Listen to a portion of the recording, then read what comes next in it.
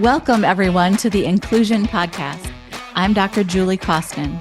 And I'm Dr. Christy Preddy-Franzak. We're so glad you're here as we explore all things inclusion. So whether you're a school leader, an educator, a parent, or simply passionate about inclusion, this podcast is for you. In each episode, we go beyond the usual conversations, diving into what truly makes inclusive education work. Together, let's make a difference, one conversation at a time. Here we go. So we're working in a school district and they're becoming much more inclusive. And they used to have a lot of classrooms for kids with disabilities, and they used to have lots of classrooms for kids with challenging behavior based on disability, ? And what I want to say is, as they're becoming more inclusive, they're doing it because they believe it's the right work, they know it's time to make changes, all those kinds of things. The first question that came up for us, and it became up loud and clear, is educators are going to be worried about safety. Yeah. Parents are going to be worried about safety. And quite frankly, I am worried about safety. So Christy and I really took this on because we've really thought about the importance of this. We thought about, I had a lot of things to say that were less than helpful. And I realized this is an incredibly important discussion to have and an incredibly important thing for people to get comfortable with this conversation. Because if you're becoming more inclusive, right away, people's concerns might go to safety. Yeah, and I think just expect in this podcast, there's going to be a little bit of both, meaning this is a therapy session for Julie and me. So we might say things that aren't useful and I should speak for myself. I may say a few things that are a little bit snarky about ableist practices, but I will always come back and say, we have a download with practical strategies with this very important topic to get you started. And that's at inclusiveschooling.com/download 56. So it'll ebb and flow between sort of, I guess, mindset, like what do we value? What do we believe about students with disabilities? What do we believe about students that have behaviors that challenge us? I think that is warranted, Julie, that we kind of unpack that underneath that fear are some beliefs that are not presuming competence and are grounded in sort of bad practices in terms of behavior management. You can't see me doing air quotes that have led to some problems. And I think it's like, are we talking about physical safety, or are we really understanding this is a broader topic around neurological safety? So it's like complicated, big, and yet some practical advice is how I would shape it. Yes, I love that, Christy. I think you really foregrounded this conversation in a really good way, because the beliefs about people are what fuels this concern. Yes. And our beliefs are problematic in so many ways. Right. And so I think we will get into that. And I think that's super important that you started there. Even our beliefs about how to deal with behavior, right? Like if you and I were co-parenting, we would probably do an okay job because we have very similar beliefs about how to deal with behavior. But I can imagine with my real husband, if we had kids, it would be, we can't even agree on the dog. That's right. When it comes to behavior. So I think there's a whole bunch about how we were parented, how society, what it looks like to be in control, all that. Yeah. Even my own nervous system wanting to feel safe will make me do weird things. And I want to just let people know, because right now, I'm certain that many people are having different reactions to even the introduction to this podcast. And a lot of people are like, no, that's great. But we're talking about a kid who, and then there's a bunch of behaviors that have come to your mind, okay? And they're not pretty. They're dangerous. They weren't safe. You were scared. Yeah. All those things are true. And so what Christy and I want you to know and understand kind of before we even dive into this is we are talking about those big behaviors. And Christy and I have worked in thousands of school districts working with, quote unquote, the most challenging kid in this particular school. So we are keeping everybody in mind, and we're making sure we're thinking about this huge range of behaviors that we see in school systems. So let's just start jumping in. And this concept is today about how do we make sure to help others understand that inclusion and safety can happen at the same time. And Julie, that's a great distinction because we have a whole course called Behavior 360 where we're going to go into all these different layers. In a 15-minute podcast, all we can do is sort of take one layer or one quarter of a layer of an onion because there's like how we believe about behavior. Then there's like, what do we do to prevent behavior? And then how do we respond in the moment? And then there's the exceptions and the escalations. And then the kids that, right. There's like, and we have strategies for lots of layers. But today we just wanted to, I feel, situate on what you just said, which is believing, understanding that inclusion and safety coexist and how to disentangle the fear around safety from our inclusion efforts. Yes. So inclusion and safety are not opposites. And Yeah, so we'll start there. Yeah. So what we're going to ask you to do is no matter your beliefs, I'm imagining if you're listening to our podcast that you have a strong belief in inclusion and are likely to really want to create more inclusive school systems.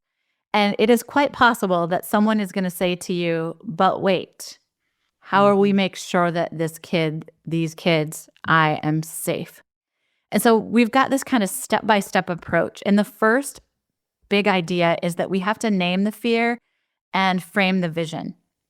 Meaning, we have to say and understand from the human that's talking, we hear you, we understand you, and safety is incredibly important. And then in that same idea, we want to make sure that everybody understands that this is a shared responsibility that we all are going to take very seriously. And often we have to keep reminding people that the reason we're including kids in the first place is they're going to have much better outcomes in general the more they're included. And all of us without disability labels are going to have better outcomes because of the presence of the student that we're talking about. Yeah, and Julie, good point. The behavior of students isn't always because of a disability. And so sometimes that's where I get a little bit snarky because we think that, oh, we're in La La Land where there's these beautifully constructed, very safe learning ecologies. And now that we're going to introduce a student with a disability label, that's going to go to hell in a handbasket. And that's when my hackles get up and I'm like, why are we all of a sudden assuming that because I have a disability, I am now a threat to the national safety of the country, right? It's like, we got to say that any kid for any reason may need us to have this collaborative, thoughtful plan to deal with safety. So, Christy, in other words, you're saying it's not just kids with disabilities that struggle. It's all human beings. If you have a brain, you're likely to struggle with your behavior. And essentially just reminding everybody that a disability label of challenging behavior or a behavioral disorder or oppositional defiance disorder doesn't necessarily increase the chance of quote unquote challenging behavior, violent behavior, any of the words that you want to use. It may or may not. But what Christy's saying is the more you say this is true for every human in our school. That's kind of like, I love the name it to tame it idea. And I would love to name it and frame it outside of this is a greater fear because we're doing inclusion. Like, I don't like messing them up too much. It's like you said, they're not opposites, but they're also not synonyms, you know? Yeah, right.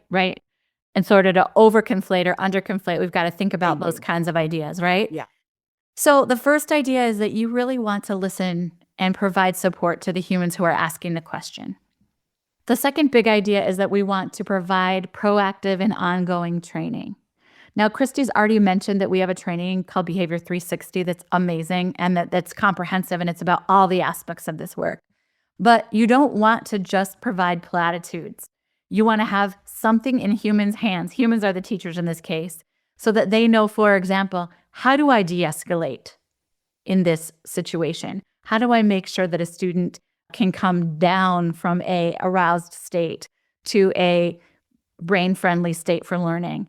And so in this handout that we have for you, We've provided de-escalation techniques that we're not going to go into because we're going to do a whole nother podcast on that. But if you're interested, you can go ahead and pop right into there just to look at those, because we care that you have strategies at the tip of your fingers that help people to de-escalate, as opposed to old-fashioned thinking around removal, punishment, and all those kinds of things that are our typical go-tos in schools. Yeah. And I would say, you can pick up Instagram or any social media outlet that you prefer, and you're going to see 100 different ideas about room clears or sending them to the principal's office, or what I should do or what I shouldn't do. And what Julie and I would argue is that there are some core practices, like we said, that we cover in Behavior 360, or like in these de-escalation techniques, that everyone should be kind of clear about. And we find that what gets to the real change is when you change your PD by the realities in different classrooms. So what works in pre-K at a core in terms of like relationships and, reducing stressors and how to respond in the moment. Sure, those will generalize to the fourth grade and to 14-year-olds and 21-year-olds. But then at some level, we have to get a little bit more tailored to the developmental level of the students, and or the size of the students, and or the situation that they're facing. So I would say try to have some core practices, but then also differentiate your PD based upon the realities, like Julie was saying, that different classrooms might be facing. Not everybody's going to have a runner. Not everyone's going to have a kid who shuts down in the same way. Yeah, that's right. So it really has to be generalizable, practical, and individualizable. I like that. I love it. And so, yeah. So you're going to want to be able to provide all sorts of supports.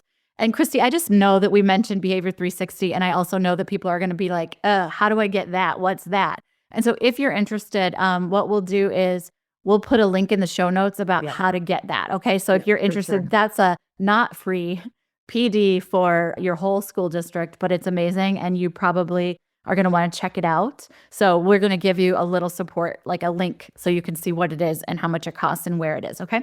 But this isn't about that. We're trying to give you lots of supports for how do we help teachers understand that inclusion and safety fit together beautifully. And in fact, I'm going to go ahead and say it. Inclusive classrooms are safer classrooms. Yeah. So the thing that makes my hackles go up, Christy, about this conversation is we pretend that by excluding children into separate places or segregated spaces, we're increasing the safety of people. Now, I already struggle with whose safety are we prioritizing? And we well know it's those kids who don't have those labels. And what I want people to know is the most dangerous place in any school system is when you segregate kids with behavioral issues and put them together. So the way to make your schools more inclusive is to not segregate or separate kids with challenging behaviors. I could explain this for about 1,000,000 hours, but I'll just take this concept quickly to say that research suggests that when kids are included, they feel more connected, they have more supports with peers, they feel less stigmatized, and they have a lot better peer models.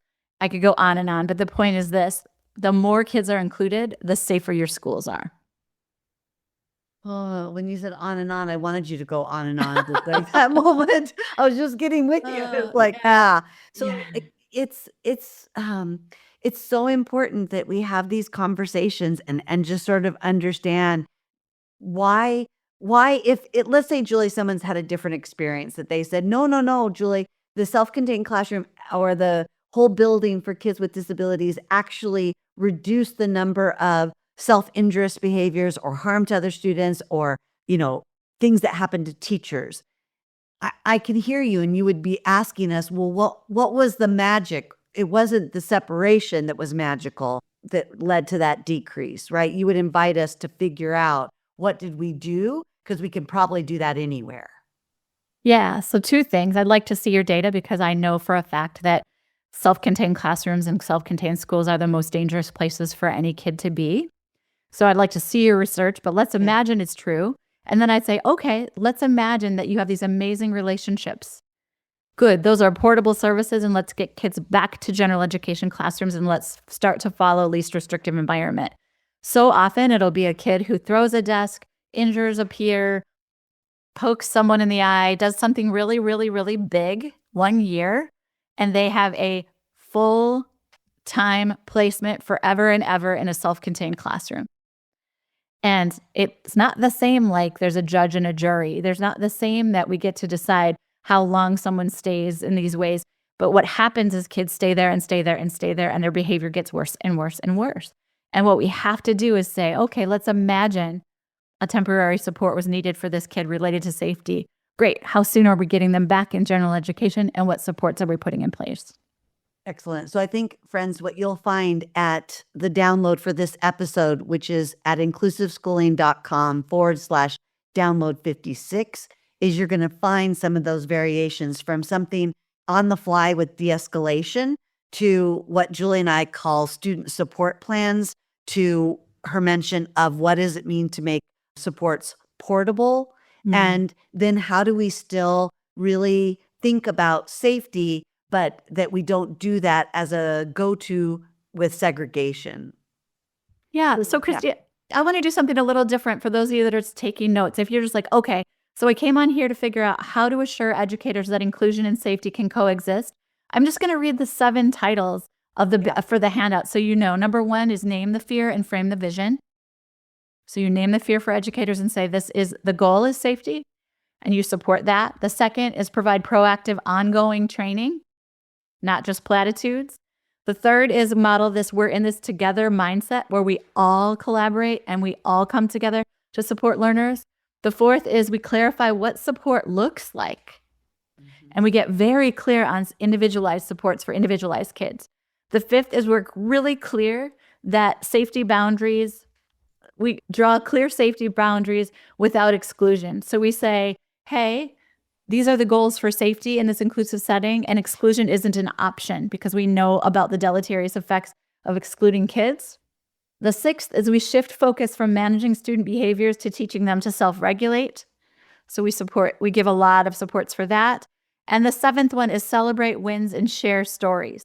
And so just to give a quick strategy for that, Christy and I often ask teams that are working with kids that have very challenging behavior to look for success minutes. And actually, you might notice that this kid today had 3 really successful minutes in a row. Then tomorrow we're working on 4 really successful minutes in a row. And we study the success of the student instead of the failure or the challenge that the kid has. Because too often we put all our energy on this concept of antecedent behavior consequence, when in reality we want to study the success and create more of it. So it's so much that it's not just that we change our practices, but what Julie's really saying is that we're really thinking about our whole approach a little differently. And this notion of success minutes is definitely a reframe from all the things that they did bad or all the reasons why they should be removed to when did we have a moment? And Julie, I know I can hear so many of my pre-K teachers just telling me, we talk often about the red train. They came in dysregulated and they left dysregulated and they took all of us with them. And so like some will say, no, there's no time in a day that there was amount of regulation. And so we also understand that that could be very true, that the clear majority of the day, but sometimes when you actually collect the data, you start to see a different picture than how it felt, because it felt so hard. It felt like all the time. But when you looked at the minutes, it was just intense for a while, which kind of gave you a sense that it was bigger than it was, or I would say longer than it was. So yeah, when we just change our focus to those success minutes, we tend to get a more clear picture of what's working and what's working well. And that helps adults be able to even regulate their own nervous system to look for those things, because they realize it's not maybe as big as they thought. And if it is, it may not be as long as we thought. Or you get actual keys, like when this student is sitting with this student, they're much more regulated. Excellent. We're going to do more of that, right? So you're constantly examining those success minutes for what is the magic here and how do we replicate that magic? Thank you for tuning in, and don't forget to subscribe and catch up on past episodes where we share valuable insights, straight talk, and practical steps to challenge outdated special education practices. You can find every episode with the show notes at inclusiveschooling.com/inclusion-podcast to build more inclusive schools together.